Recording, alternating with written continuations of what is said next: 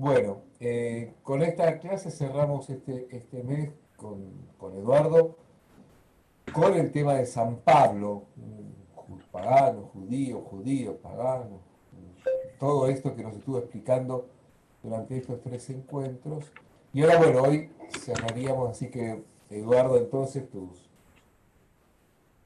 clase ahora para todos nosotros. Muchas gracias. Estoy matando una mosca que me tenía medio podrido, disculpen. Comprendido. Porque los que creemos en la evolución no creemos que Dios haya creado esos bichos de porquería, así que los podemos matar con libertad. Bien. Uf, Moscas y mosquitos. uf. Uy. Bueno, entonces, nos toca hoy hablar del final de Pablo en Hechos de los Apóstoles. Eh, yo quisiera algunas cosas recordar lo que vimos para poder ahora encararlas desde la otra perspectiva, que es el final, ¿no? Si se acuerdan, hablamos la segunda clase, o encuentro, como quieran llamar, hablamos de las síncresis, es decir, de los paralelos, por ejemplo, entre Jesús y Pedro, Pedro y Pablo, Jesús y Pablo, Pedro y Pablo, eh, y entonces es bueno volver a la parte que tiene que ver con la pasión de Jesús y lo que vamos a llamar la pasión de Pablo. Esto es, la pasión de Jesús es el final del ministerio de Jesús, que abarca llegada de Jesús a Jerusalén, juicios, juicio religioso, juicio político, condena y muerte. Y vamos a ver que con Pablo pasa algo semejante, algo vimos, pero también es bueno reiterarlo. Veamos algunos elementos, quedan muchos por mirar, ya hemos señalado otros, pero primero veamos qué dice, por ejemplo, Lucas, siempre estamos hablando de Lucas para poner en paralelo, ¿no? Si se acuerdan, Lucas en 9:51 dice que Jesús dirigió su rostro a Jerusalén. La palabra en griego es poreuo, dirigirse. En Hechos de los Apóstoles 19:21, Pablo está en viaje y dice, después de estos sucesos, puesto que Pablo en el Espíritu, esto del Espíritu vamos a volver, tomó la decisión, pasando por Macedonia y Acaya, de dirigirse a Jerusalén, por Euo. Y todavía decía, después de estar ahí, conviene, en griego dei, otro verbo del cual vamos a hablar, que vaya también a Roma. Acá hay una pila de cosas que valen la pena prestarle mucha atención. Por ahora tengamos en cuenta, Jesús dirige su rostro a Jerusalén, Pablo dirige su rostro a Jerusalén, para después ir a Roma. Pero la dirección es hacia Jerusalén en ambos casos. Más adelante, en 13:33 de Lucas, va a decir sobre Jesús como profeta que va a Jerusalén para morir en Jerusalén, dice estas palabras. Conviene, de nuevo el verbo dei, que hoy y mañana y el día que sigue avance, porque no es aceptable que un profeta muera fuera de Jerusalén. En Hechos 21:13 dice, no solo estoy dispuesto a ser atado, sino también a morir en Jerusalén por el nombre del Señor Jesús. Jerusalén es el lugar de la pasión de Jesús y sería, sabemos que no, pero sería el lugar de la pasión de Pablo en Hechos 21:13. Cuando se empieza el juicio contra Jesús, la gente grita, quítalo, quítalo, en griego, haire, a ese. quítalo a ese. Cuando Pablo es juzgado, la multitud del pueblo gritaba, quítalo, en griego, aire, en 21:36. En Lucas 23, 18 y 21, aire. Hechos 21:36 y 22:22, aire. En 22:66 al 71 de Lucas, se reunieron sinegte, de ahí viene la palabra sinagoga y todas esas cosas que ustedes saben, los ancianos del pueblo y los sumos sacerdotes y los escribas, y lo llevaron ante la asamblea, Sinedrion. 22:66-71. En Hechos 23, del 1 al 10a, Pablo, mirando fijamente la asamblea, Sinedrion, dijo: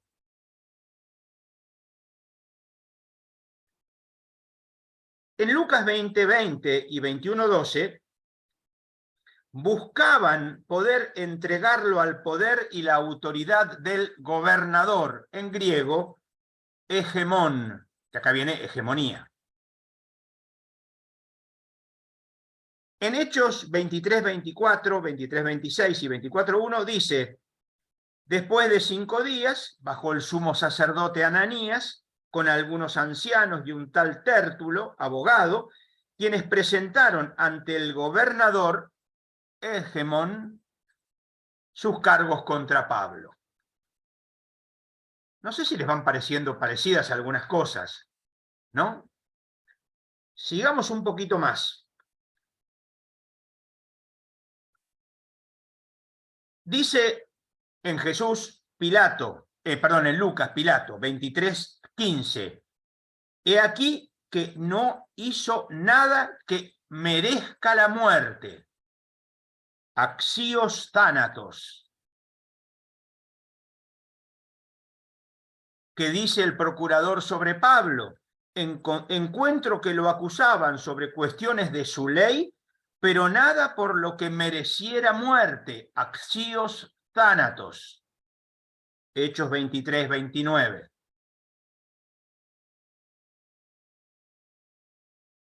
En Lucas, y esto está solamente en Lucas, como ustedes saben, Jesús es llevado ante Herodes. Lucas 23, 7, 12. Dice que Pilato, al saber que era jurisdicción de Herodes, lo envió a Herodes, sería Antipas, que estaba también él en Jerusalén por aquellos días.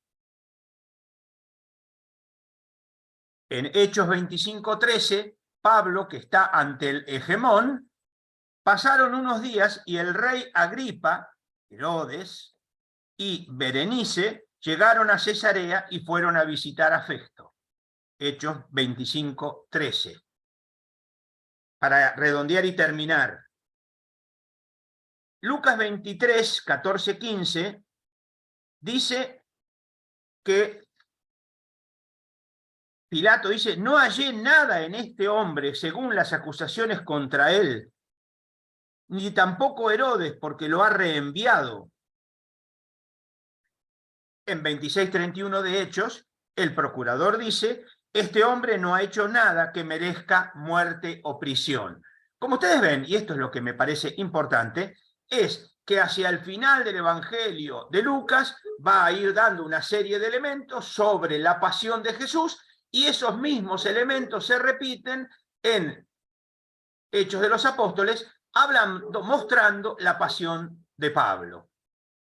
Tenemos entonces un puesto en paralelo. A ver, yo quisiera que no haya un malentendido. Nadie está diciendo que el hecho de que ponga en paralelo significa que Jesús y Pablo son igual. No estamos diciendo eso. Estamos poniendo en paralelo. Acuérdense que Lucas también pone en paralelo Juan el Bautista y Jesús, y no son igual. Y Lucas mismo lo señala. Pero acá estamos hablando de que el Evangelio con Jesús, guiado por el Espíritu, llega a Jerusalén, y ahora estamos viendo que el Evangelio con Pablo de Jerusalén va a llegar a Roma, por el Espíritu Santo. Esto me parece que es la clave para no tener malos entendidos con el hecho de que estén en paralelo. Pero vamos a dar otro paso más. Esto lo insinué la vez pasada, hace dos encuentros, pero es bueno retomarlo ahora y ver más en detalle. ¿Por qué? Porque si se acuerdan, habíamos visto que que Lucas pone en paralelo también a Pedro y a Pablo, y vimos, y esto fue lo que yo insinué, ahora lo voy a ver un poco más en detalle, Pedro está encarcelado, Pablo está encarcelado, y hay una liberación milagrosa de Pedro y una liberación milagrosa de Pablo. No sé si lo recuerdan. Veamos en Hechos 12 y en Hechos 16. En Hechos 12, Pedro es liberado milagrosamente, y en Hechos 16, Pablo es liberado milagrosamente, en ambos casos, de la cárcel. El tema ya fue anunciado o introducido, si quieren, en el capítulo 5, los versículos 17-23, que habla de los sacerdotes llevaron a los apóstoles y que se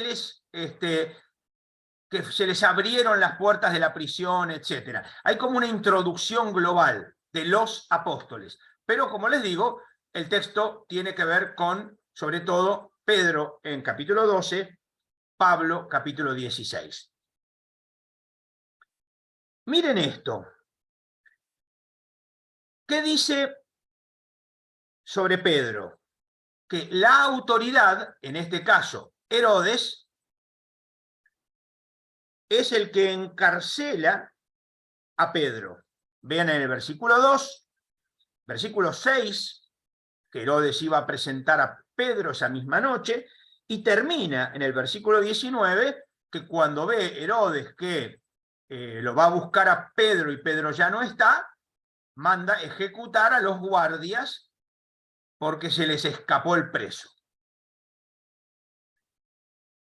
En cambio, sobre Pablo, en concreto, vean en el versículo 20, en el versículo 22, 35, 36 y 38, vamos a ver, por ejemplo, que los pretores son los que delegan, lo mandan a Pablo a la cárcel. Vean, está, como les digo, en los versículos 20, 22, 35, 36, 38, es decir, concretamente, punto 1, Pedro es encarcelado por la autoridad, Herodes. Pablo es encarcelado por la autoridad de la ciudad, los pretores de la ciudad de Filipos. Pedro está custodiado por un carcelero. Acá sepan, para que sepan, en griego hay dos palabras fundamentalmente que se juegan y que van variando, que serían como si nosotros tradujéramos en castellano cárcel, carcelero, y cadena, encadenamiento, encadenador. En castellano no queda bien, pero se juegan esas dos palabras, cárcel y cadena, se van jugando. Pero vean, entonces, Pedro está custodiado y encadenado. Vean, versículos 4, 5, 6, 17 y 19. Les leo uno para que vean. Pedro estaba custodiado en la cárcel. Versículo 5. Versículo 6. Pedro durmiendo entre dos soldados, atado con dos cadenas, había entre la puerta unos centinelas custodiando la cárcel. Como ven, hay una serie de referencias a cadenas, cárcel, carcelero, centinela, etc. Lo mismo pasa con Pablo en los versículos 23, 24, 27, 36, 37, 40. Les aclaro para que sepan, esto que lo tengo escrito en un papel, después se lo paso a José Luis para que lo comparta con todos, para que no tengan que andar anotando todos los versículos, sobre todo, que a veces es un poco cansador. Pero vean, por ejemplo, lo echaron a la cárcel y mandaron al carcelero que los guardara en todo cuidado, dice el versículo 23 de Pablo, estamos hablando capítulo 16. Si quieren, el versículo 24, lo metió en el calabozo interior y sujetó los pies en el madero.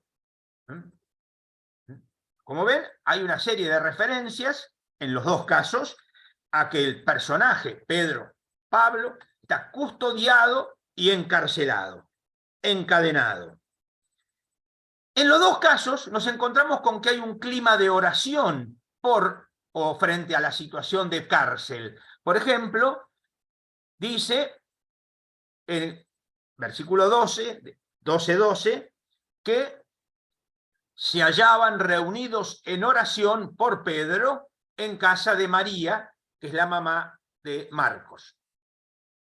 En cambio, en Hechos 16, 25, Pablo y Silas estaban en oración en la cárcel. La palabra proseuge aparece en los dos casos.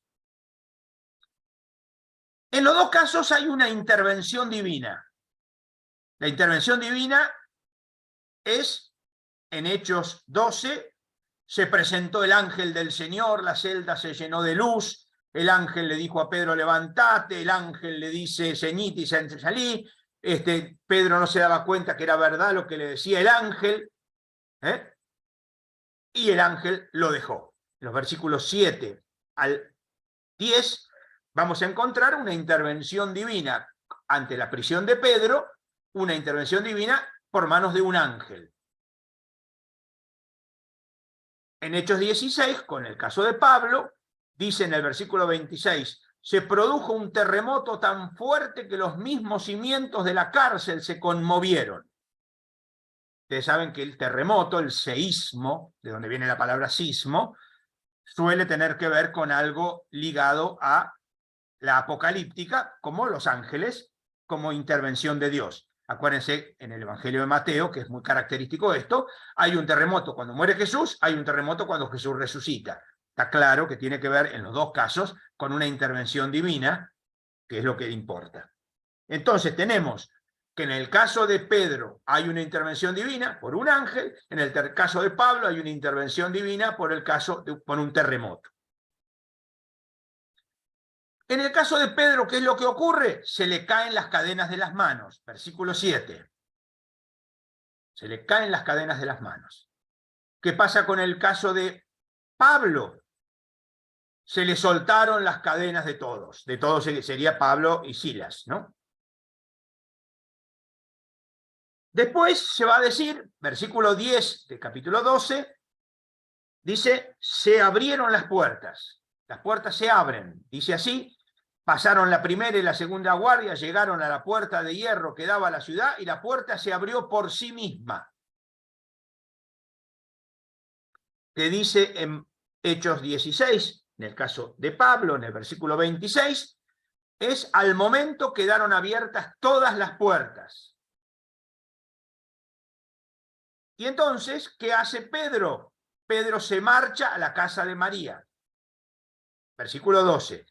¿Qué hace Pablo? Pablo se va a la casa de Lidia. Versículo 40. A ver, ¿cómo ven? Y esto es lo que me parece importante tener claro, es que Pedro y Pablo tenemos una escena con muchos elementos en común. A ver, estoy hablando del final de la vida de Pablo o algo así. Enseguida voy a profundizar algo así, y a pesar de que me ha sido indicado lo contrario, voy a hablar algo del Pablo histórico, pero para hablar del Pablo de Hechos, por supuesto, para que seamos fieles a las consignas. Pero vean, recuerdo, ¿no? Es la autoridad encarcela a Pedro, la autoridad encarcela a Pablo, Pedro es custodiado y encadenado, Pablo es custodiado y encadenado, hay un ambiente de oración con Pedro, hay un ambiente de oración con Pablo, hay una intervención divina con Pedro, una intervención divina con Pablo, se caen las cadenas de las manos de Pedro, se caen las cadenas de las manos de Pablo, se abren las puertas misteriosamente de Pedro, se abren las puertas de la cárcel de Pablo, y se dirigen a una casa. Como ven, el paralelo es demasiado evidente como para pensar que es casualidad. Yo no sé si alguien puede creer que estamos hablando de algo que podríamos llamar casual o algo por el estilo. Me parece evidente que estamos ante una clara intencionalidad de Lucas de poner los dos textos en paralelo. Y acá voy a dar un paso más. Decía que iba a hablar algo del Pablo histórico. Les recuerdo que Pablo, en 2 Corintios capítulo 11, cuando debate contra los superapóstoles, no sé si recuerdan, Debate, o mejor dicho, debate con los corintios, porque los corintios le dan crédito a los superapóstoles y Pablo le está diciendo, a ver, más o menos delicadamente, yo soy más que ellos. Y cuando Pablo les quiere decir soy más que ellos, a diferencia de lo que haríamos cualquiera de nosotros, y díganme si me estoy equivocando, porque nosotros diríamos, yo recorrí tantos kilómetros, fundé tantas comunidades, bauticé tantas personas, di tantas primeras comuniones, confirmé tantas personas, me hace acordar un cardenal que hacía así, ¿no? Tanta cosa. Pablo, ¿qué dice? Yo no, yo más que ellos, más en cárceles, más en torturas, más en prisiones, más en hambre. Pablo, si quieren, dice, yo soy más que ellos porque tengo más en cruz. Pero bueno, dejemos por ahora esto. Lo que interesa acá es que Pablo, en 2 Corintios 11, dice, encarcelado varias veces. Les leo el texto para que lo tengan presente. Dice eso, yo más en trabajo, más en cárceles, plural, versículo 23. 2 Corintios 11, 23. Ahora, cuando Pablo escribe 2 Corintios, ya tuvo por lo menos 2 cárceles, Hechos nos narra solamente una cárcel, que es esta de la cual hemos hablado recién. Está faltando por lo menos una. No sé si se entiende. Está faltando por lo menos una cárcel de Pablo para que podamos tener claro. Ahí maté la mosca, tengamos claro que, digamos, algo más histórico. Acá viene donde yo estoy insinuando esta propuesta. Yo creo que Pablo tuvo cárceles, como lo dice expresamente el mismo Pablo. Acuérdense que Pablo mismo va a hablar de compañeros de prisión. En la carta a los romanos va a hablar de, por ejemplo, otros compañeros de prisión que no están en Éfeso, perdón, no están en Filipos, que es la cárcel que está Pablo con Silas solamente, ¿no? Timoteo siempre se salva de la cárcel, porque si ustedes ven, acá está Pablo con Silas preso, Timoteo no. Cuando Pablo le escribe a los filipenses, Timoteo no está preso. Cuando Pablo le escribe, y Pablo sí, cuando Pablo le escribe a Filemón, Pablo está preso, Timoteo no. Tenía buena suerte Timoteo, pero bueno, dejemos de lado esta ironía en el amigo Timoteo. La cuestión es esta, y esto me parece importante. Yo creo que las cárceles de Pablo, Lucas las traslada al final para poder poner a Pablo en paralelo con Jesús. Y entonces tenemos una larga prisión de Pablo, de la cual vamos a hablar, en Jerusalén, Cesarea, Roma. No sé si hasta acá me van siguiendo. Volvamos a algo que también dijimos, pero que es importante reiterarlo. A ver, yo creo que esto que estamos viendo, este paralelo Jesús, Pedro, Pablo, Pedro, Pablo, ayuda a entender una intencionalidad teológica fundamental del libro de los Hechos, y es que el Espíritu es el que guía a la iglesia, y entonces el Espíritu que guió a Jesús para hacer X cosa o decir X cosa, es el mismo Espíritu que acompaña y guía a Pedro para decir X cosa o hacer X cosa, es el mismo Espíritu que acompaña a Pablo para decir X cosa o hacer X cosa, y el Espíritu que acompañará a los presbíteros para que hagan en el futuro X cosa o digan X cosa. Esto es Hechos de los Apóstoles, una cadena de distribución. Jesús, los 12 con Pedro a la cabeza, los demás con Pablo a la cabeza, los presbíteros. Y esto es lo que se llama en el lenguaje teológico la tradición. Jesús, los apóstoles con Pedro, los demás con Pablo, los presbíteros, etcétera, etcétera. Todos continuando con la obra. Y acá es donde yo quería volver a algo que también les decía en su momento, que es bueno reiterarlo, para ir ubicando en el final de Pablo, que es lo que estamos tratando de ver ahora. Vean el único discurso que Pablo pronuncia ante cristianos. Cristianos, ya sabemos, una palabra que solamente aparece en Hechos de los Apóstoles 2 veces y una vez en Primera de Pedro. Entre paréntesis, para los que sigan la Biblia de Jerusalén, sepan que en 1 Corintios 9, Pablo dice en la Biblia de Jerusalén, estoy diciendo, no tenemos derecho a llevar con nosotros mujer cristiana. Pablo en griego dice mujer hermana. Lo de cristiana es un añadido de la Biblia de Jerusalén. No está en Pablo. El versículo, si ustedes quieren, es en el versículo 5, 1 Corintios 9, 5, dice, no tenemos derecho a llevar mujer cristiana. En griego no dice cristiana, dice mujer hermana, adelfe. Bien, pero esto más que nada para que cuando yo les digo que la palabra cristiano no aparece en Pablo, la palabra cristiano aparece solamente en Hechos 2 veces y una vez en Primera de Pedro, me van a decir, pero la Biblia de Jerusalén dice cristiana, no, en griego no. Es coherente lo que está queriendo decir, la traducción no es infiel al hecho, una persona hermana es una persona cristiana en Pablo, pero la palabra cristiano no aparece. Bien. Les decía, en Hechos de los Apóstoles 20, Pablo va a tener el único discurso a cristianos. A ver, les recuerdo, Pablo ha estado en Éfeso más de una vez, y ahora está haciendo el viaje. No sabemos cuál es el objetivo fundamental del viaje. Por las cartas de Pablo sabríamos o suponemos que se está refiriendo a la recolección de la colecta, pero Hechos de los Apóstoles desconoce absolutamente la colecta. Como ustedes saben, Hechos no habla jamás de la colecta. Entre paréntesis, yo sospecho en mi malintencionalidad permanente que Pablo, como Pablo es un fracasado, como otro amigo de él que más contemporáneo, Pablo fracasó también en el intento de la colecta. La colecta fue un fracaso, no fue recibida, creo yo. Pero bueno, esto sería entrar en Pablo, cosa que no me corresponde. Entonces, vayamos a Hechos. Pablo está haciendo un viaje y al llegar hacia Corinto, decide dirigir su rostro a Jerusalén. Entonces quiere ir rápido a Jerusalén. Y entonces no se desvía de vuelta a Éfeso.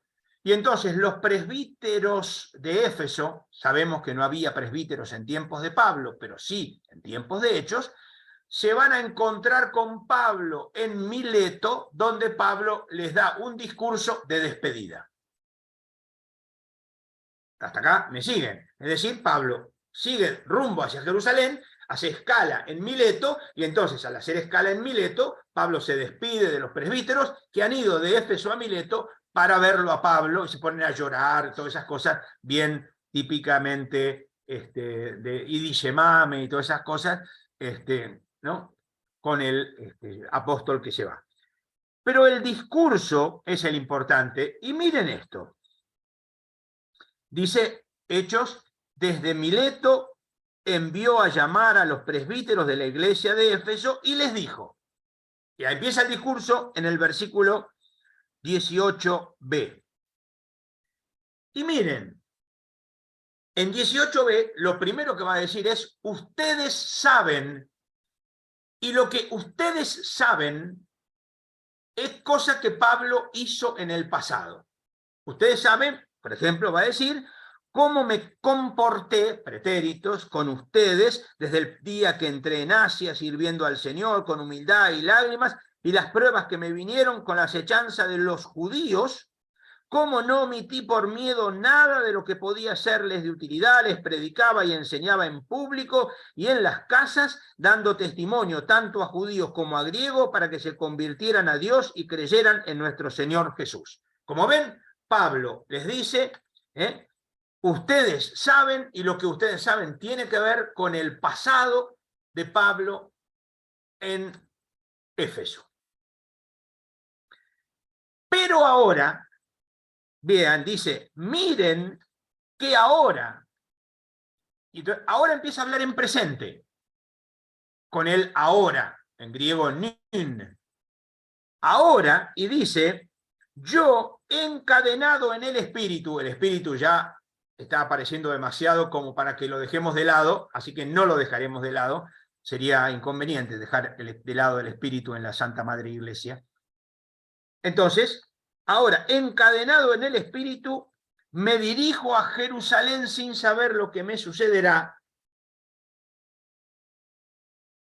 Solamente sé que el Espíritu Santo en cada ciudad me testifica que me aguardan prisiones y tribulaciones, pero yo no considero mi vida digna de estima con tal que lleve a término mi carrera y el ministerio que he recibido del Señor Jesús de dar testimonio del Evangelio de la gracia de Dios.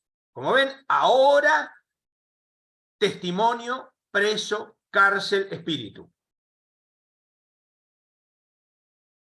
Y sigue, y yo sé que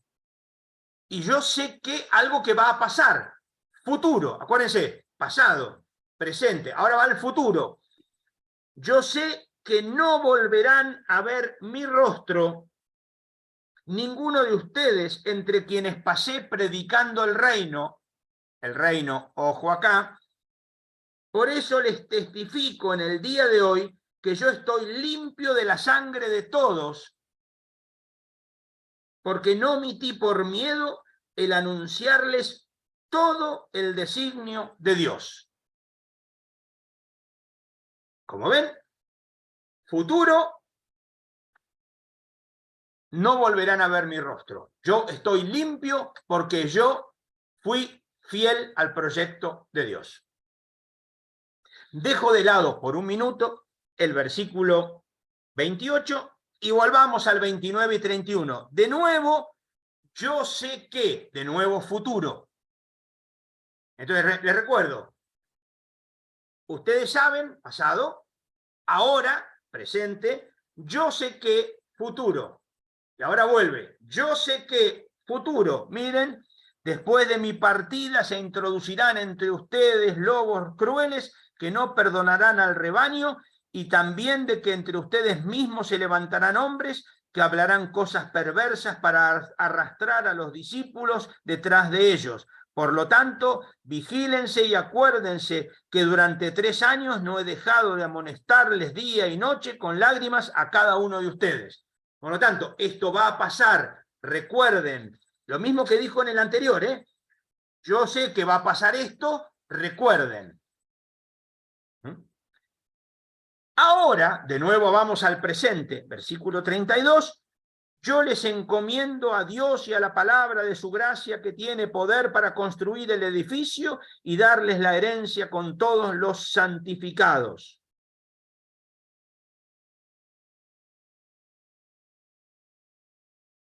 De nadie codicié plata, oro o vestidos. Como ven, de nuevo, insisto, pasado, presente, futuro, en el texto del medio que enseguida vamos a ver, futuro, ahora presente y pasado. Ustedes saben que estas manos proveyeron a mis necesidades y las de mis compañeros, y en todo les he enseñado que así, trabajando como se debe, socorrer a los débiles, y hay que tener presente las palabras del Señor Jesús, que dijo, más felicidad hay en dar que en recibir. Dicho esto, se puso de rodillas, oró, etc.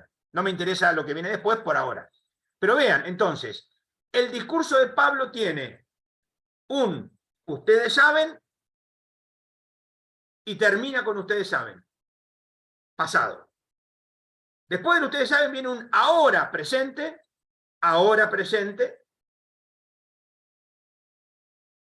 yo sé que futuro, yo sé que futuro. Como ven hay un capicúa, pasado, presente, futuro, presente, pasado, con la misma fórmula. Y en el medio queda, tengan cuidado de ustedes y de todo el rebaño en medio del cual los ha puesto el Espíritu Santo como vigilantes para pastorear la iglesia de Dios que él se adquirió con la sangre de su propio Hijo. A ver, no sé si les queda claro que en este capicúa, en el medio queda lo principal. Esto es lo que se llama en el lenguaje bíblico un quiasmo. Sería A, B, C, D, C, B, A. Pasado, presente, futuro. Tengan cuidado, futuro, presente, pasado. No sé si lo logran ver. ¿Se ve más o menos lo que estoy queriendo decir? ¿Mm? Entonces, vean, porque ahí está la clave del ministerio de Pablo. Pablo hizo esto y pretende que eso mismo hagan los continuadores, que son los presbíteros. Y lo que deben hacer es tener cuidado pastoral. No tener cuidado en el sentido de tener miedo, de no arriesgar, sino al contrario, tener un cuidado pastoral del rebaño.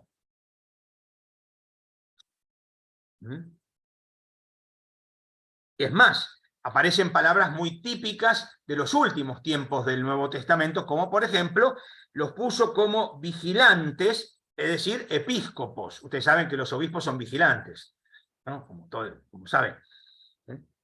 El Espíritu Santo los puso como vigilantes para pastorear la iglesia de Dios. Vean la cantidad de imágenes pastoriles, ¿no? Es rebaño, ovejas, pastorear, lobos. Ustedes saben que estas son imágenes que aparecen, por ejemplo, en la primera de Pedro, capítulo 5, aparece también en el Evangelio de Juan, el capítulo 10, son textos más bien tardíos. La imagen de la iglesia como lo pastoral, pastoril, pastor, etc. A ver, entonces vean esto, porque vamos viendo a dónde está apuntando Hechos. Insisto, Jesús, guiado por el Espíritu, acuérdense que esto está destacado desde el capítulo 4, el Espíritu del Señor está sobre mí. Jesús va a predicar movido por el Espíritu, llega a Jerusalén. En Jerusalén Jesús es matado, resucitado. Después viene entonces Pedro, también conducido por el Espíritu, empieza el ministerio de Pedro conducido por el Espíritu, también de vuelta aparece Pentecostés. Pablo, conducido por el Espíritu, ahora los presbíteros también estarán conducidos por el Espíritu. El Espíritu los puso como vigilantes. Como ven, el gran protagonista, de hecho, los apóstoles, no es Pedro, no es Pablo, casi diría ni siquiera es Jesús, es el Espíritu Santo. Y esto vamos a volver más adelante si vamos bien.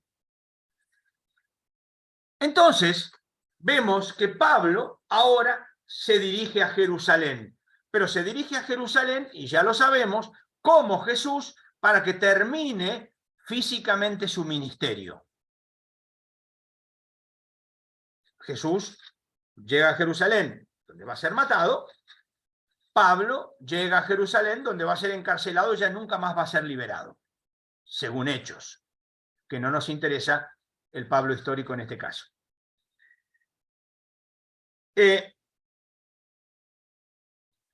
Queda un tema que es bueno prestarle atención. Por ahora solamente lo menciono, después vamos a volver. Y es que, como ustedes sabrán, en Hechos de los Apóstoles, no sé si ya lo han visto en alguna de las otras encuentros sobre Hechos, que en algunos momentos empieza a aparecer el uso intempestivo, porque no queda claro, es decir, no se dice nada, en primera persona del plural. A esto se los ha llamado habitualmente las secciones nosotros, por ejemplo. Es decir, de golpe, intempestivamente, el texto empieza a hablar y de golpe dice, nosotros fuimos, nosotros cruzamos, nosotros... ¿Quiénes son esos nosotros? Bueno, vamos a volver a este nosotros en un rato. Pero lo cierto es, vean, que cuando termina el discurso de Mileto, dice, separándonos de ellos, nos hicimos a la mar para llegar a Jerusalén. Vean,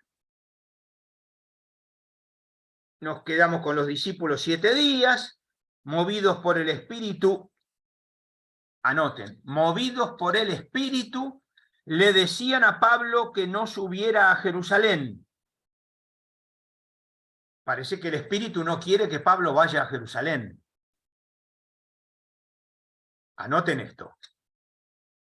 A ver, les recuerdo que Pablo más de una vez quiere ir a algún lado y el Espíritu se lo impide. Les pongo dos ejemplos para que no parezca yo que estoy diciendo cosas raras. Dice en 16:6, atravesando Frigia y la región de Galacia, el Espíritu les había impedido predicar la palabra en Asia. 16:6.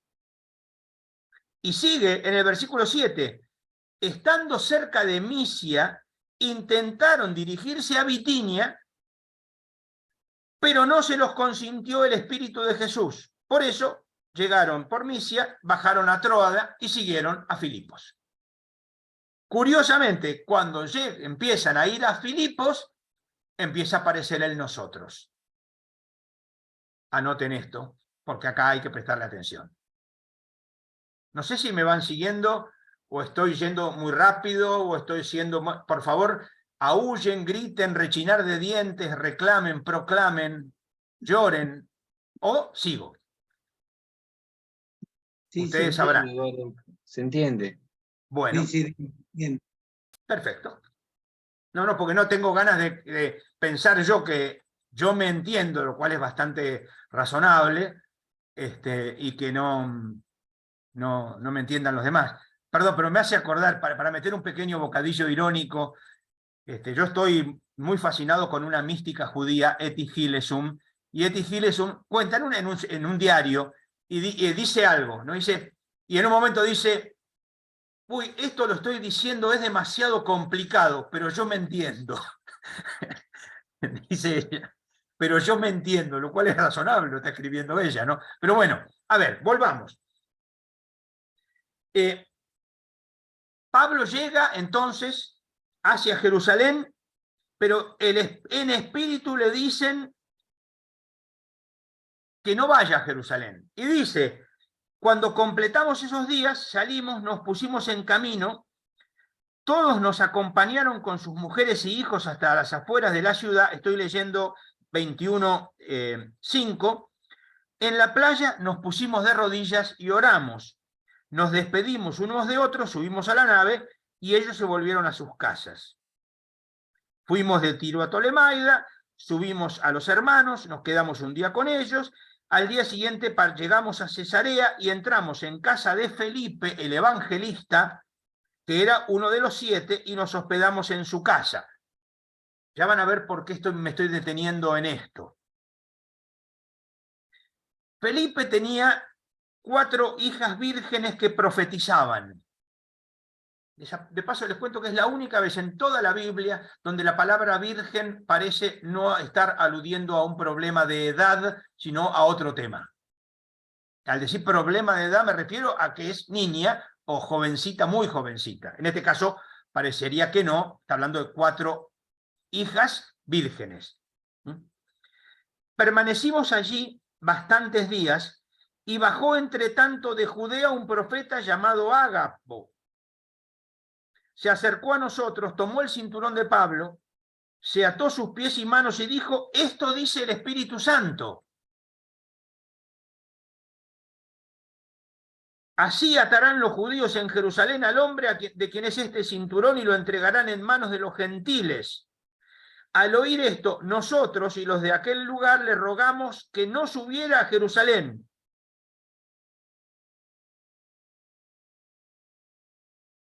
¿Está bien? Pablo entonces dijo, ¿por qué han de llorar y destrozarme el corazón? Me encuentro dispuesto no solo a ser atado, sino también a morir en Jerusalén por el nombre del Señor Jesús. Y como no se dejaba convencer, dejamos de insistir y dijimos, hágase la voluntad del Señor. Transcurridos unos días, hechos los preparativos de viaje, subimos a Jerusalén. Como ven, ahora seguimos con él nosotros, van a Jerusalén, a pesar de que las profecías, Ágabo, las profetisas de Felipe, los que le habían dicho a Pablo, le dijeron, no vayas a Jerusalén, te van a matar. generalmente a nadie le gusta eso de que lo anden matando, entonces, venían con nosotros algunos discípulos de Cesarea que nos llevaron a casa de cierto Mnasón de Chipre, antiguo discípulo, donde nos habíamos de esperar.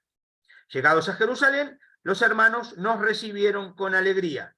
Al día siguiente, Pablo con nosotros entró en casa de Santiago y a partir de ahí desaparece el nosotros. A ver, veamos entonces algo más. Primero, un dato.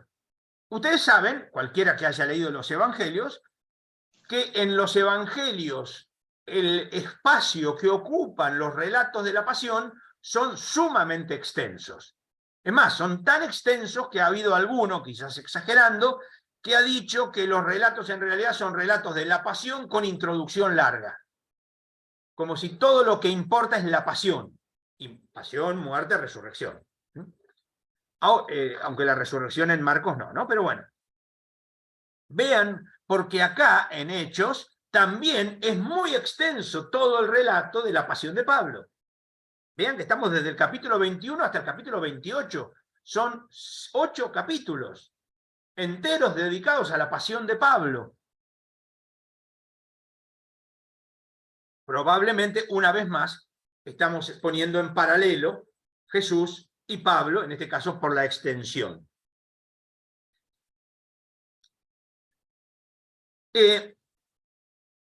Un dato menor, pero que sirve para entender cómo actúa Hechos. Dice acá que fueron a la casa de Santiago, lo acabamos de ver, y él, Pablo, saludó y le expuso a todos las cosas que Dios había obrado entre los gentiles por su ministerio, y ellos glorificaban a Dios. Y ellos le dijeron: hermano, ¿ves cuántos miles y miles de entre los judíos han abrazado la fe y todos son fervientes partidarios de la ley? Han oído decir que enseñas a los judíos que viven entre los gentiles que se aparten de Moisés, que no circunciden a sus hijos ni observen las tradiciones. Entonces le sugieren que vaya al templo a hacer un voto, una ofrenda. Mientras tanto, vean, dice, en cuanto a los gentiles, versículo 25, que abrazaron la fe, ya les escribimos nosotros nuestra decisión: abstenerse de lo sacrificado a los ídolos, de la sangre, de animal estrangulado y de la impureza. A ver, les recuerdo que en el capítulo 15, Santiago dice esto, acá Santiago se lo está contando a Pablo, escriben una carta que Pablo va a llevar a todas las comunidades. ¿Cómo es que ahora nos enteramos que Pablo no sabe lo que decía la carta que Pablo llevó? Miren, les recuerdo que escriben esta carta, versículos de capítulo 15, versículos 23 al 29, pero vean, dice: Pablo y Bernabé viajaron, llegaron, entregaron la carta. Más adelante va a decir que Pablo, conforme iba pasando por las ciudades, les entregaba para que observaran las decisiones tomadas en Jerusalén. Dice en 16:4.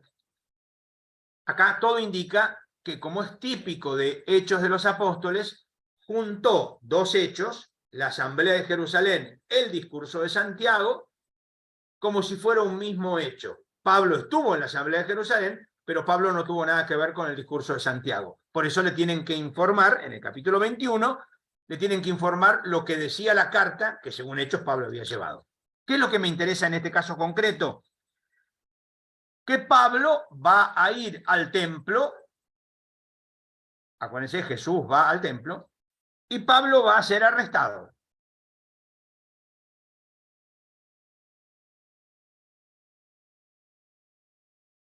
Cuando Pablo va a ser arrestado, tiene que intervenir la autoridad romana para evitar que lo maten. Esto es algo razonable. Y una de las cosas que vamos a ir viendo es que en todo Hechos de los Apóstoles, las autoridades romanas toman posturas o actitudes absolutamente equilibradas, sanas, razonables, justas, prolijitas. Esto está claro que tiene que ver con la teología de Hechos de los Apóstoles, como ya hemos visto y a lo mejor volvamos a ver. Es interesante que Pablo, cuando lo capturan los romanos para salvarlo de que lo maten, el tribuno cree que Pablo es un egipcio. Y entonces, cuando Pablo,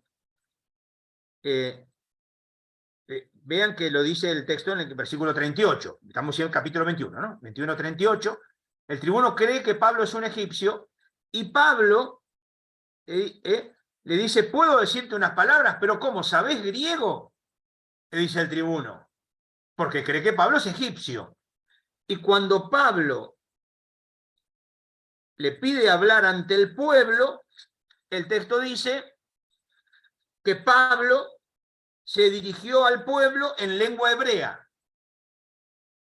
Acuérdense, Pablo, con mucha frecuencia, es presentado como una persona de muchas letras en Hechos de los Apóstoles, cosa que ya hemos visto. Vean, Pablo acá habla griego, ahora habla hebreo. En el capítulo 22 vamos a encontrar la segunda versión de la conversión de Pablo, la primera, por supuesto, en tercera persona, la segunda y la tercera, que estará más adelante, Pablo la narra, por lo tanto, en primera persona. Y si ustedes ven, Pablo constantemente se presenta en esta versión como un muy buen judío. Vean, Pablo va a decir que está formado en la escuela de Gamaliel, estaba lleno de celo por las cosas de Dios, que Pablo actúa, lo bautiza Ananías, un piadoso según la ley. Pablo actúa según la ley y los profetas, porque el Dios de nuestros padres te destinó para que veas la voluntad de Dios. Como ven, Pablo aparece como un judío de pura cepa ante los judíos, es como Pablo se presenta en hebreo.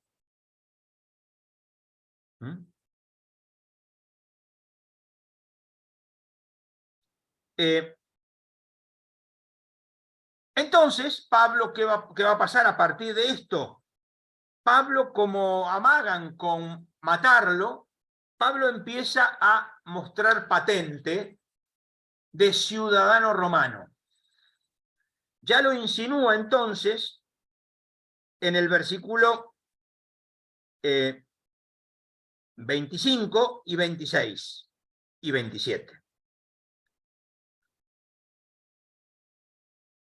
No nos interesa a nivel histórico si Pablo era ciudadano romano. En Hechos de los Apóstoles, Pablo es ciudadano romano. Solamente una cuestión para evitar malos entendidos. Ciudadano romano no quiere decir nacido en Roma, no se olviden, por favor. Una persona... A ver, primero, la palabra ciudadano ya es una palabra confusa para nuestro tiempo, porque para nuestra mentalidad, ciudadano es toda persona nacida en, o si quieren, hijo de, en el caso de Europa, ¿no? Si uno es hijo de italiano, para Italia uno es italiano. En cambio acá en Argentina, o en América Latina en general, si uno nace en Argentina, es argentino. Si uno nace en Colombia, es colombiano. Si uno nace en Perú, es peruano, etc. ¿No? Esto se llama ius sanguinis y ius solis, si no me equivoco, ¿no? La sangre o el sol donde uno ha nacido. Lo que importa acá es, para nosotros, la ciudadanía tiene que ver con eso. En el mundo antiguo, ciudadanos eran pocos. ¿Se imaginan que el campesinado, los pobres, los marginales, los esclavos no eran ciudadanos? Ciudadanos era solamente la élite de determinado lugar. En este caso, Tarso, por ejemplo. Ahora, podía pasar que un determinado emperador, por motivos varios, le concediera, por ejemplo, a los ciudadanos de tal ciudad ser reconocidos como ciudadanos romanos. Por ejemplo, porque como los habitantes de tal ciudad apoyaron a fulano contra Mengano en la batalla y fulano ganó, fulano, como ahora es el emperador, aplausos para los ciudadanos de tal lado, los reconocemos como ciudadanos romanos. Como una especie de homenaje, que por supuesto se puede quitar. De hecho, hay casos, no estoy inventando, hay casos de un determinado emperador que a los de tal lugar les retira la ciudadanía romana por motivos varios. También es posible que alguien sea reconocido como ciudadano romano por algún hecho en particular, por ejemplo, militar. Uno que apoyó determinada cosa, pero se le concede. Lo cierto es que, según Hechos, Pablo, por historia familiar, no nos queda claro si es por ser ciudadano de Tarso o por la familia de Pablo, sería ciudadano romano. Esto significa que Pablo es intocable para cualquier gobernador en provincias. Pablo tiene derechos. Soy un ciudadano romano, listo, no se lo puede torturar, no se lo puede golpear, no se lo puede encarcelar sin juicio. Hay una serie de cosas que no se pueden hacer para un ciudadano romano. Entonces, Pablo ahora, por ahora simplemente muestra carné. Soy ciudadano romano. ¿Qué es lo que va a pasar ahora? Pablo ante el Sanedrín. Acuérdense, Jesús también es llevado ante el Sanedrín. También hay una discusión sobre la resurrección con los saduceos. Acuérdense, Jesús, cuando llega a Jerusalén, tiene una discusión con los saduceos sobre el tema de la resurrección. Ustedes saben, los saduceos no creen en la resurrección. Acá Pablo pone ahora otro carné, fariseo, y dice, me juzgan por creer en la resurrección. Claro, los saduceos no creen en la resurrección, pero los fariseos sí. Y como en el Sanedrín había fariseos y saduceos, no se ponen de acuerdo. Bien. Entonces, de nuevo, tenemos un conflicto.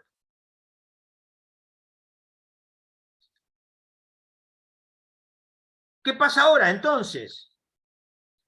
Como no se terminan de poner de acuerdo, tiene que empezar a decidir el hegemón, el procurador o jefe.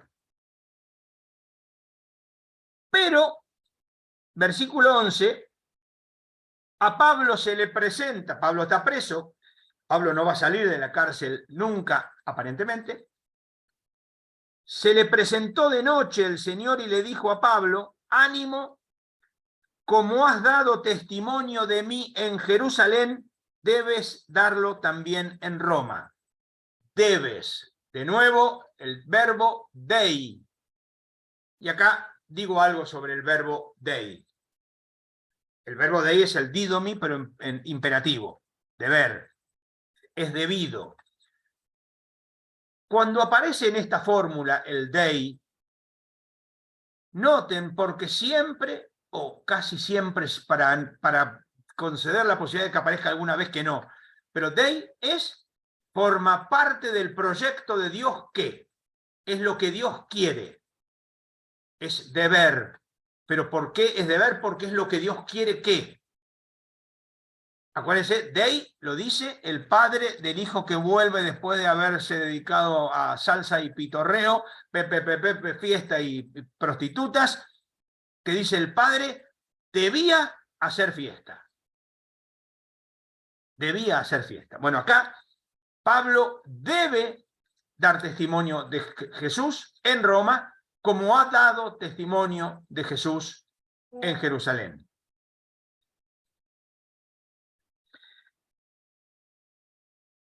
Ahora, vean que si tiene que hacer un juicio ante el hegemón, hay un problema, porque se imaginan ustedes que para el procurador romano le importa un rábano si creen o no creen en la resurrección.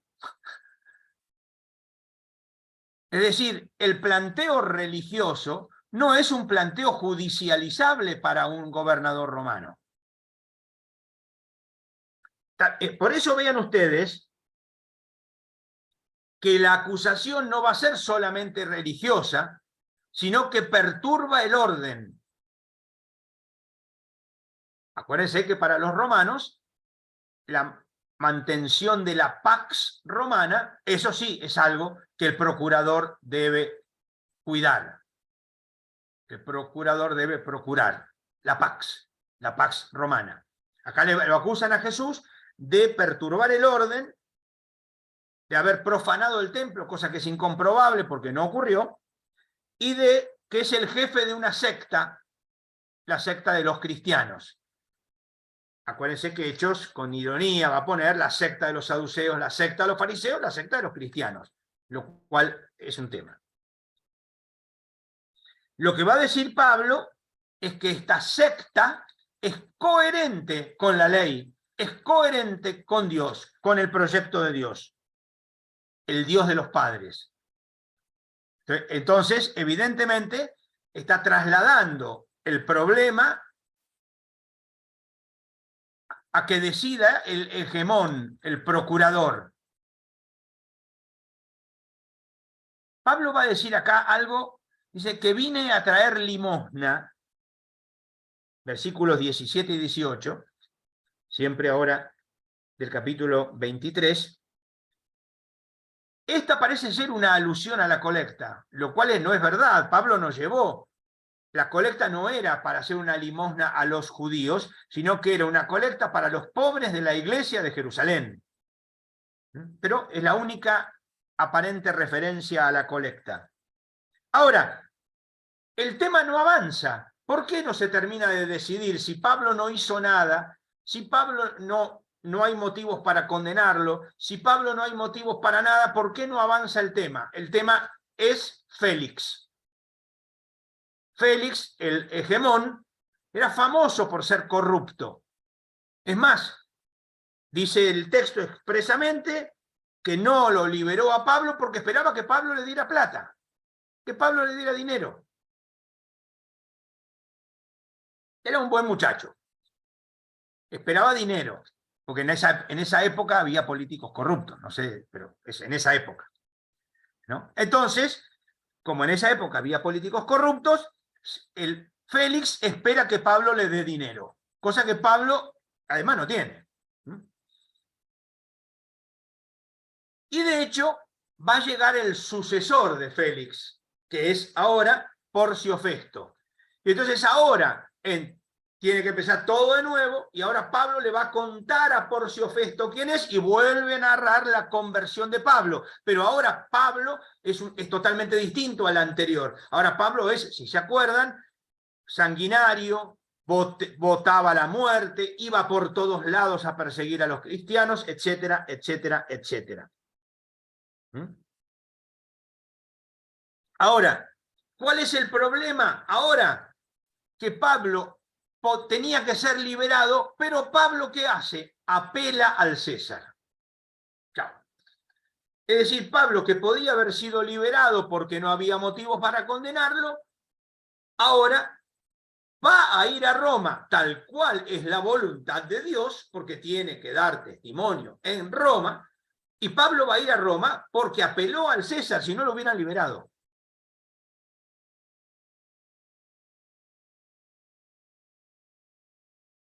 Pablo, ¿qué es lo que va a decir? Que va a Roma porque debo de ser juzgado por el César.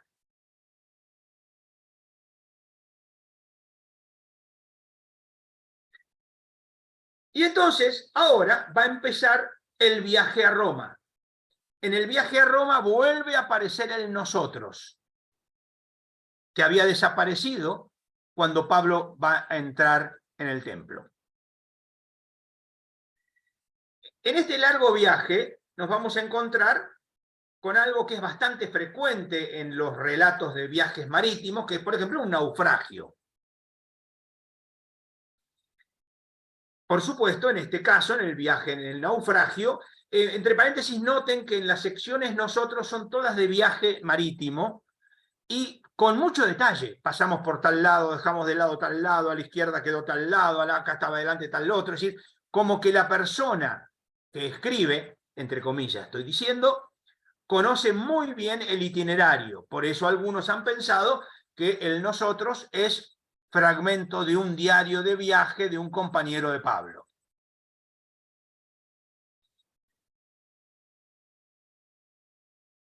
Es más, en el naufragio a Pablo lo va a picar una serpiente. Oh, Pablo va a morir. Es un pecador. Evidentemente Dios lo castigó, se salvó del naufragio, pero como es un pecador, se va a morir porque lo picó la serpiente. Lo que no tienen en cuenta es que en Lucas 10:19, Jesús le dice, les he dado poder sobre serpientes y escorpiones. Y a Pablo no le pasa nada. Es decir, está claro que el relato va a ir mostrando la protección de Dios a su amigo Pablo en el naufragio, en la serpiente, etc. Y como ven, a lo largo de todos estos capítulos 27 y 28 van a ver que los romanos se comportan de un modo muy correcto. Y acá vuelvo a lo que dije, no se olviden, Pablo es romano para Hechos. Es decir, Hechos de los Apóstoles expresamente parece quererle decir a los romanos, nosotros no somos sus enemigos, nosotros no somos un peligro para Roma, porque nosotros de hecho, los romanos a nosotros nos han tratado siempre bien. A Jesús lo trataron bien, Pilato no tuvo responsabilidad en la muerte de Jesús, y los romanos con nosotros siempre se han portado bien. La culpa de todo la tienen los judíos. Dice Hechos de los Apóstoles, insisto. Ahora, cuando Pablo llega a Roma, Pablo parece un tipo libre. Si ustedes ven, ya desde el mismo viaje Pablo se mueve con una cierta libertad. Pablo llega a Roma, encuentra hermanos por todas partes, hermanos entre comillas, por todas partes.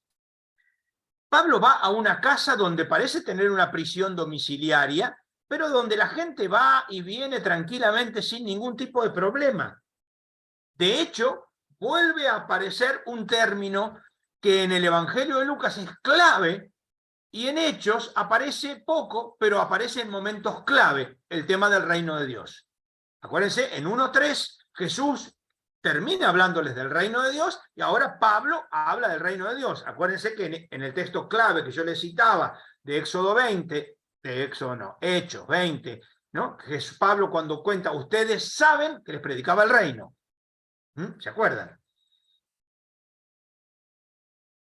Y como pasa siempre, para ir terminando, como pasa siempre, algunos judíos aceptan, Pablo le predica, Pablo le predica a los judíos, a los hermanos judíos, en el viaje y en Roma, vuelven a ir con Pablo para que les vuelva a predicar, bien, y como pasa siempre, algunos judíos lo aceptan, muchos judíos lo rechazan, y ahora Pablo se va a dirigir a los paganos, solo que ahora es un ahora definitivo, ya no es como vimos la vez pasada, un ahora, y en el siguiente lugar Pablo vuelve a empezar y vuelve a empezar, ahora Pablo se dirige a los gentiles para que se cumpla Isaías 5, acuérdense, el texto de Isaías, de la vocación de Isaías. Entre paréntesis, noten, me permito un pequeñísimo paréntesis, el texto de Isaías 5 es terrible. Si ustedes recuerdan, Isaías tiene una experiencia religiosa en el templo y él es enviado por Dios, pero es enviado por Dios a algo absolutamente cruel, fracaso. Va a ir para que no oigan, para que no vean, para que no se conviertan, para que su corazón no se ablande. Es muy fuerte. De hecho, Jesús va a tomar este texto cuando habla de las parábolas. Y va a decir que habla en parábolas porque viendo no ven, oyendo no oyen. Y ahora Pablo lo vuelve a repetir acá. Jesús Pablo predica y les predica a los judíos, pero los judíos no lo aceptan porque se está cumpliendo la profecía de Isaías. Y viendo, no ven, oyendo, no oyen, etc. ¿No? Véanlo en el final del capítulo 28, versículos 26 y 27. ¿Por qué? Porque ahora, así lo interpreta Hechos, los judíos no se convierten y ahora los que lo van a aceptar, los que se van a convertir, van a ser los paganos, ellos sí lo oirán. Y entonces, acá termina Hechos, como sabemos, con Pablo preso, predicando sin estorbo. Miren cómo dice expresamente el final, la conclusión. Pablo permaneció 2 años enteros en una casa que había alquilado y recibía a todos los que acudían a él, predicaba el reino de Dios y enseñaba lo referente al Señor Jesucristo con toda valentía y sin estorbo alguno. Así termina Hechos. Pablo predicando con valentía, con libertad, sin estorbo. Y ahí termina Hechos. Insisto, porque a Hechos no le interesa la suerte de Pablo, le interesa la suerte del Evangelio. Y el Evangelio se está predicando sin estorbo. Y ahí termina, ¿por qué? Porque el Evangelio llegó a los confines de la tierra, listo, terminó. Si Pablo se escapó de la cárcel, se murió de fiebre tifoidea, si Pablo lo ejecutaron, si Pablo fue elevado al cielo en un carro como Elías, no sabemos. Lo cierto es que el Evangelio llegó a los confines de la tierra y eso es lo que le interesa a Hechos.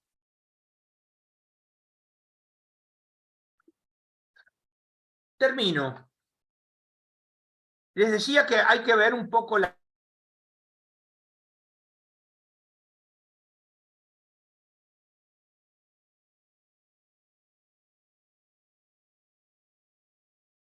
va hablando de esto de acá, y de golpe irrumpe en 4 bloques, irrumpe el nosotros. Y de golpe desaparece. Pero en ningún momento vamos a encontrar que se nos diga quiénes son nosotros. En ningún momento encontramos nada específico. Y entonces van a encontrar ustedes autores que dicen que los nosotros son un diario de viaje de un compañero de Pablo. Otros van a decir que Lucas, como muy buen narrador que es, eso no lo discute nadie, que Lucas es muy buen narrador, pone textos en nosotros como para mostrar que él habla desde el conocimiento y desde las fuentes, etc. E incluso hay alguno que propone, y yo en un primer momento no me terminó de sonar, hoy no lo descartaría, y es esto: el nosotros aparece frecuentemente cuando Pablo sigue los proyectos del Espíritu. Y el Espíritu quiere que Pablo vaya a Roma. No le interesa al Espíritu que Pablo vaya a Jerusalén. Lo acompaña, pero no le interesa que Pablo vaya a Jerusalén. Ya sabemos, en Espíritu le dicen que no vaya. Bueno, si vas, te acompañamos.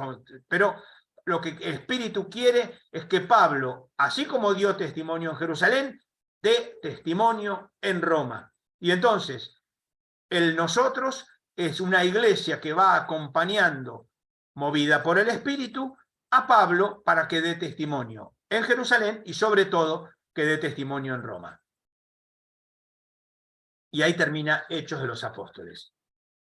Se me ocurren algunas cuestiones para la vida, para la pregunta, etcétera, porque la iglesia de todos los tiempos, no estoy hablando de la iglesia de hoy, ni la de ayer, ni la de mañana, está siempre ante el desafío de ser fiel y el desafío de ser infiel al proyecto del Espíritu Santo.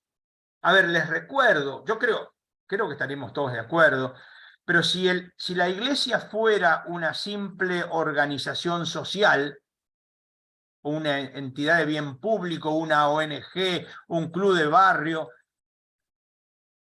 el que quiera anotarse en esa organización, que se anote, conmigo no cuentan.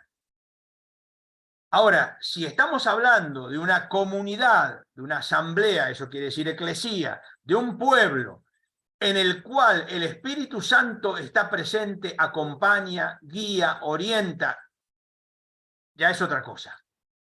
Por supuesto que siempre la Iglesia va a estar ante el desafío de escuchar o no escuchar al Espíritu Santo. Siempre. Acuérdense la famosa frase que decía, por ejemplo, San Ambrosio, la Iglesia santa y pecadora, o santa y prostituta. Eso es una cuestión de todos los tiempos. Una iglesia que es fiel y a su vez infiel. En el mismo tiempo en que en la iglesia se jugaba la participación en las cruzadas, en ese mismo tiempo Francisco de Asís fue a verlo al sultán.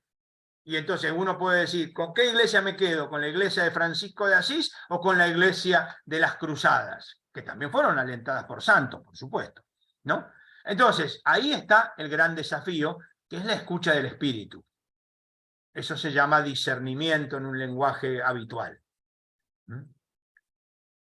Ser capaces de escuchar al espíritu, creo que es el gran desafío de todos los tiempos. Y ser capaces de enfrentar y confrontar en la misma iglesia cuando no se está siguiendo los caminos del espíritu.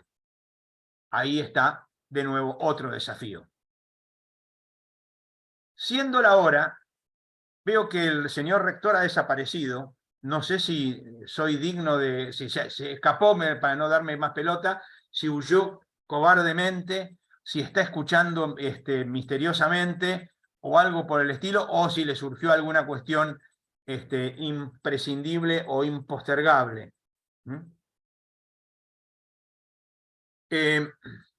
A ver, me preguntan acá, me está preguntando Juan, sobre el libro de Giuseppe Barbaglio de Jesús y Pablo. A ver, yo voy a decir dos cosas. Primero, una cuestión anterior, para ubicarlo en el pretexto. Perdón, ¿me escuchan? Sí. ¿Sí? No, porque yo me veo en el Zoom de mi pantalla, pero no sé, ahora estoy con el teléfono. Estás en dos, estás en dos pantallas. Ah, sí. Estoy, entonces, el que no me veía era el padre. No, acá estoy, yo estoy acá. Bilocación, José Luis. Bueno, ahora te veo. Ahora soy feliz porque te han visto mis ojos. Te conocía de oídas, pero ahora te han visto mis ojos. Bueno. A ver, yo solamente esto, digamos, fue muy conflictivo el tema Jesús y Pablo durante si quieren, hasta el año 60 del siglo pasado. Tanto que, de hecho, había muchos que decían que el verdadero fundador del cristianismo había sido Pablo, una serie de cosas por el estilo, que había un conflicto, que Pablo había traicionado el mensaje de Jesús. A ver, no se olvide, por ejemplo, Nietzsche, que no era ningún idiota, por otro lado, pero Nietzsche dice que Jesús era evangelista, anunciador de buenas noticias, pero que Pablo es un disangelista, porque Pablo anuncia malas noticias. De hecho, todavía hoy hay gente que cuestiona a Pablo, creo que no entendiéndolo nada, gente que para mí me merece mucho respeto en otras cosas, pero acaba de salir un libro y un audio, de poner en conflicto a Pablo con María Magdalena, porque María Magdalena fue compañera de Jesús y Pablo fue el fundador del cristianismo que no entendió nada de Jesús, va a decir, por ejemplo. ¿No? Bien, lo que quiero decir es, entonces Pablo y Jesús eran temas de conflicto. Cuando se empezó a trabajar mucho más intensamente el Jesús histórico, a partir de la segunda parte del 1980, que se empezó a trabajar mucho más seriamente el Jesús histórico, también se empezó a trabajar mucho más intensamente el cristianismo de los orígenes, y por lo tanto Pablo. Sobre todo porque el gran problema antes era pensar el cristianismo como conflictivo del judaísmo, y hoy la idea es ver el cristianismo como compañero del judaísmo. Y Pablo también. Entonces, a partir de ese momento se empezaron a poder escribir libros sobre Jesús y Pablo. Hay varios. Hay uno de Murphy O'Connor que no lo recomiendo, me parece pobre. Hay uno de Wedderborn, creo, no me acuerdo el nombre bien exactamente, y está en castellano el de Giuseppe Barbaglio. Giuseppe Barbaglio tiene un libro muy bueno sobre Pablo y un libro muy bueno sobre Jesús, por lo tanto hizo una buena síntesis de los dos tomos. El de Pablo se llama Pablo de Tarso, es del 80, y el de Jesús se llama Jesús,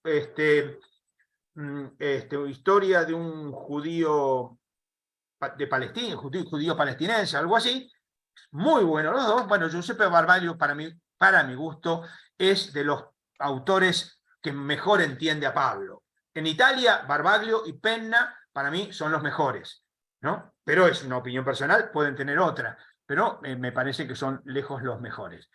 Así que creo que el libro este de Jesús y Pablo de Giuseppe Barbaglio, que se murió joven, se podría haber vivido un poco más, me parece. Bueno,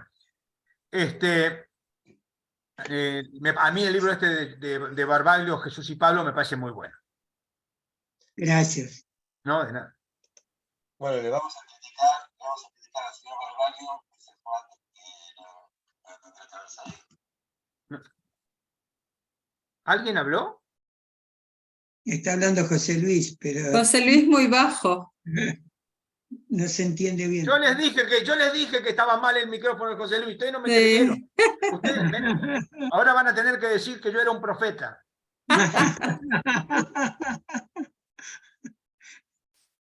No se escucha. ¿Ahí se escucha mejor? No. Sí, sí, un poco mejor, poquito mejor, sí. Claro, le vamos a criticar al señor Barbaglio, que se fue antes de lo que esperábamos. ¿No se escucha? No. ¿Ve ahora? Bueno, no sé qué decir. Bueno. ¿Hoy tampoco se escucha? Sí, sí, sí. Ahora Se sí. escucha mal, pero con un poco de esfuerzo te escuchamos, José Luis. Muchas gracias, muchas gracias. Bueno, gracias Eduardo, creo que estamos en este espacio acá. Creo que todos quedamos muy, muy contentos y muy impactados por las cosas que fueron saliendo. Creo que en algún momento vamos a tener que hablar, no sé cómo, lo que estabas planteando antes, cuáles serían los signos para poder discernir el espíritu, porque es un tema, me parece a mí, bastante complicado, complejo y medio traidores ese tema, ¿no? Porque uno le puede hacer desear al espíritu lo que uno quiere hacer, así que pero debe haber signos para poder discernir si uno está siguiendo o no al espíritu. Quizás uno de los signos es el fracaso, Eduardo. La cruz. Por eso. Así que bueno, por nosotros muchísimas gracias. Nosotros tomamos un mes de curso de vacaciones para poder extrañarnos y reencontrarnos en agosto, entonces. Bueno, gente, también esto va para Eduardo y para todos.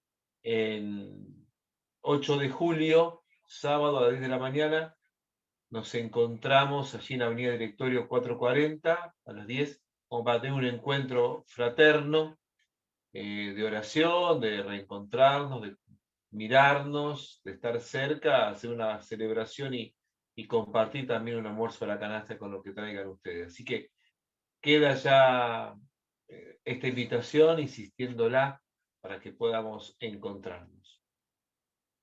Bueno, abrazo muy grande. Gracias. Muchas gracias. Gracias, Eduardo. Muchísimas gracias. Muchas gracias. Hasta luego entonces, que tengan todos un buen julio de descanso. Muchas gracias. Felices Igualmente. vacaciones. A todos. Chau, chau. Chao, gracias.